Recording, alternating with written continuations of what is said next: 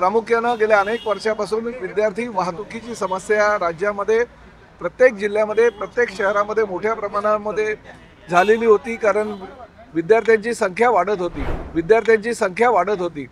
आणि रिक्षामध्ये आणि ज्यांना परिवहन विभागाचा परवाना नव्हता अशा अनेक गाड्या रस्त्यावर यायच्या आणि त्यामुळे विद्यार्थी वाहतूक ही धोकादायक आता परवानगी दिलेली आहे आणि त्या माध्यमातून परवानेच आम्ही जारी करतोय। प्रामुख्याने रोजगार निर्मिती यामध्ये मोठ्या प्रमाणात होणार आहे। विद्यार्थ्यांची सुरक्षिततेला आम्ही प्राधान्य दिलेलं आहे आणि ताबडतोब आजपासूनच आम्ही हे परवाने द्यायला सुरुवात केली होती।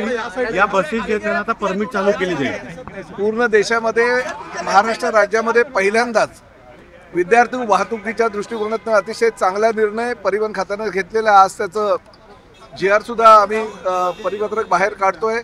प्रामुख्याने गेल्या अनेक वर्षापासून विद्यार्थी वाहतुकीची समस्या राज्यामध्ये प्रत्येक जिल्ह्यामध्ये प्रत्येक शहरामध्ये मोठ्या प्रमाणामध्ये झालेली होती। कारण विद्यार्थ्यांची संख्या वाढत होती आणि रिक्षामध्ये आणि ज्यांना परिवहन विभागाचा परवाना नव्हता अशा अनेक गाड्या रस्त्यावर यायच्या आणि त्यामुळे विद्यार्थी वाहतूक ही धोकादायक अवस्थेत होती। अनेक ठिकाणी विद्यार्थ्यांना अपघात झालेला आहे त्यांच्या गाडीला, त्यांच्या बसला किंवा त्यांच्या रिक्षाला आणि त्यामुळे परिवहन विभागाने असा निर्णय घेतला, केंद्र शासनाने जी अधिसूचना जाहीर केली त्यानुसार 12+1 विद्यार्थी त्या ठिकाणी बसतील अशा प्रकारची ती बस आम्ही आता परवानगी दिलेली आहे आणि त्या माध्यमातून परवानेच आम्ही जारी करतोय।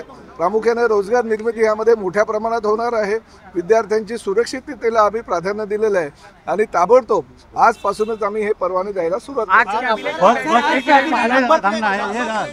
बस असोसिएशन त्यांनी याबाबत आणि माजी जे परिवहन मंत्री होते अनिल परब यांनी म्हटले की आम्ही या निर्णयाविरोधात कोर्टामध्ये जाऊ। ठीक आहे, कोर्टामध्ये ज्याला जायचं त्यांनी जाऊ द्या, पण विद्यार्थ्यांची सुरक्षितता आमच्या दृष्टीने फार महत्त्वाची आहे आणि अनेक जे विद्यार्थी वाहतूक करणारे संघटना आहेत त्यांनी आम्हाला आभार सुद्धा व्यक्त केलेला आहे।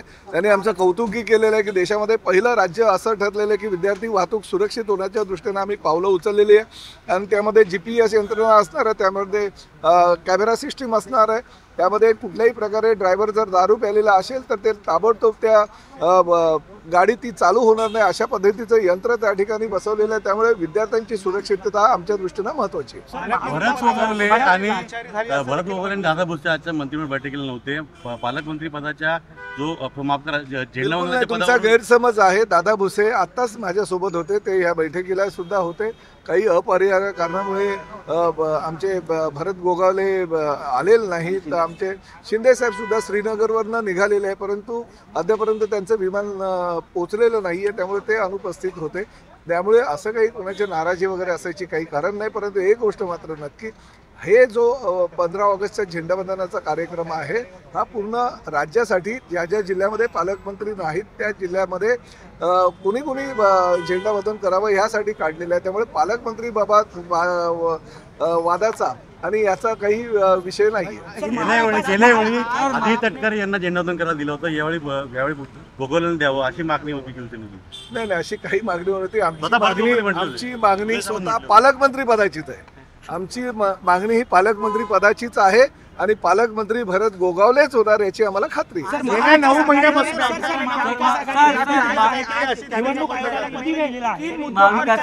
निवडणूक आयोगाला पत्र दिलंय, त्यांनी काही मतदारसंघ त्यामध्ये दाखवलेले आहेत, 10 ते 12 मतदारसंघ आहेत, यामध्ये फेरफार केल्याचा आरोप ते करतायत आणि कुठेतरी गंभीर बघा, निवडणुका झाल्यापासून महाविकास आघाडी हेच करते। लोकसभेच्या निवडणुका झाल्यानंतर त्यांनी असे का आरोप केलेले नाही, फक्त विधानसभेच्या निवडणुका झाल्यानंतर आरोप करायचे। मुद्दामून आरोपाच्या माध्यमातून वेगळ्या प्रकारचा संभ्रम सर्वसामान्य मतदारांच्या मनामध्ये निर्माण करायचं हे महाविकास आघाडीचं धोरण आहे। परंतु एक गोष्ट मी या ठिकाणी सांगू इच्छितो की 237 आमदार देऊन ह्या जनतेनं आम्हाला या ठिकाणी सरकार मध्ये बसवलेलं आहे आणि अतिशय चांगल्या प्रकारचं काम मुख्यमंत्री देवेंद्र फडणवीस यांच्या सरकारमध्ये उपमुख्यमंत्री अजितदादा पवार आणि उपमुख्यमंत्री एकनाथ शिंदे साहेब करतायत। त्यामुळे हे जे विरोधकांचं षडयंत्र आहे ते पुढले किती त्यांनी आनाभाका घेतला किंवा मोर्चे काढले तरी शेवटी सर्वसामान्य जनतेने आम्हाला निवडले।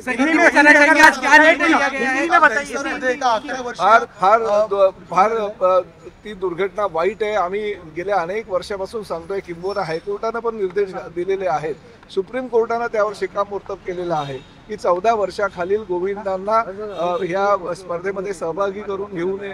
दहीहंडीचा सराव करताना सुद्धा या गोविंदांना लांब ठेवावं. असं असताना सुद्धा काही गोविंदा मंडळं अशा प्रकारे जर लहान मुलांना वर चढवत असतील तर ते अतिशय चुकीचं आहे आणि त्याचा आम्ही निषेध व्यक्त करतो. शेवटी हा खेळ आहे, खेळ खेळासारखं पाहिलं पाहिजे, परंतु सर्वसामान्य लहान मुलांना वर चढवणं हे दुर्दैवी घटना दहिसरमध्ये घडलेली आहे. त्या मुलाचा मृत्यू झाल्यानंतर ताबडतोब पोलिसांनी आयोजकांना सुद्धा जे मुख्य अध्यक्ष आहेत त्यांच्यावर गुन्हा दाखल केलेला आहे, परंतु गुन्हा दाखल करून त्या मुलाचा काही जीव परत येणार नाही. त्यामुळे आपल्या माध्यमातून मी सगळ्या गोविंदा पथकांना आणि त्याचबरोबर सराव करणाऱ्या गोविंदांना सुद्धा विनंती करतोय की लहान मुलांना 6व्या थरावर 5व्या थरावर चढवण्याचा प्रयत्न करू नका आणि हायकोर्टाने आणि सुप्रीम कोर्टाने जे निर्देश दिले त्याचं पूर्णपणे पालन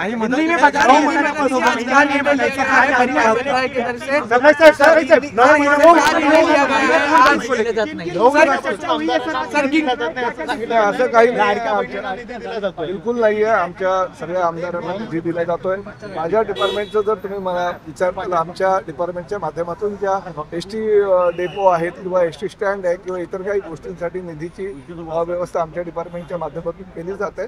त्यामुळे अशा प्रकारचं कुठलंही आमदारांनी वक्तव्य केलेलं माझ्या तरी निदर्शनास. सोशल मीडियाच्या भाऊ गर्दीत विश्वासार्हतेने चकाकणारे नाव म्हणजे लेट्सअप मराठी. सगळ्यांना, सगळ्या नागरिकांना ती स्पीच, ती लेट्सअप वरील मुलाखती म्हणजे विचारांचा खजिना. त्यानंतरच्या निवडणुकीमध्ये मला सोडून गेले.